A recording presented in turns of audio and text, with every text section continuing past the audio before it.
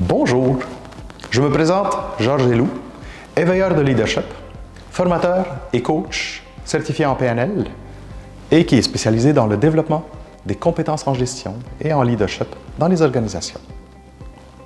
J'ai fait mon parcours au CQ-PNL, puis aujourd'hui j'ai le goût de partager avec vous quelques histoires inspirantes pour que, s'il y a certains parmi vous qui encore ont des doutes envers s'engager dans ce beau parcours, bon, j'espère que ces histoires-là vont vous inspirer.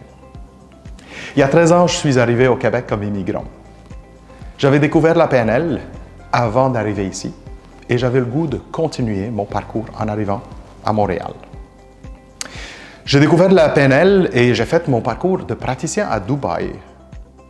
7 jours condensés de cours, tout plein. Puis à la fin, j'ai eu ma certification de praticien. J'arrive au Québec, je suis fier parce que j'ai déjà fait mon parcours de praticien. Je cherche une école pour compléter. Je trouve le CQ-PNL, puis on me propose que peut-être il va falloir reprendre quelques modules, mais aussi que la formule était complètement différente. Ce n'était plus 7 jours de suite, c'était différents week-ends étalés sur une plus longue période de temps. Et j'avais comme un genre de « OK, mais pourquoi? » Parce que moi, je l'avais fait. Et en commençant mon parcours, j'ai découvert pourquoi est-ce que c'était essentiel de faire tout ça. Parce que, au-delà d'être juste un contenu de formation puis une certification, l'expérience au CQ-PNL, c'est une expérience de vie. Ça se vit, ça ne se consomme pas. Les différents week-ends que j'ai faits, et ils sont nombreux pour parcourir vraiment comme toutes les différentes étapes, mais chacun d'eux a gardé un goût spécial dans mon développement personnel. Parce que quand on arrive ici, on a certainement un objectif de peut-être devenir coach ou devenir accompagnateur. Mais au-delà de devenir coach et accompagnateur, on fait un exercice de transformation personnelle. On se fait coacher par ses collègues, on coach ses collègues, on ouvre des boîtes qu'on avait fermées depuis très longtemps, puis on y va à la découverte de qu'est-ce qui se cache derrière. Quelles sont les croyances qu'on avait développées, quels sont les éléments, les patterns qui fonctionnent chez nous de façon automatique puis qui nous permettent aujourd'hui de vivre différemment. C'était une expérience, ce fut vraiment une expérience très enrichissante.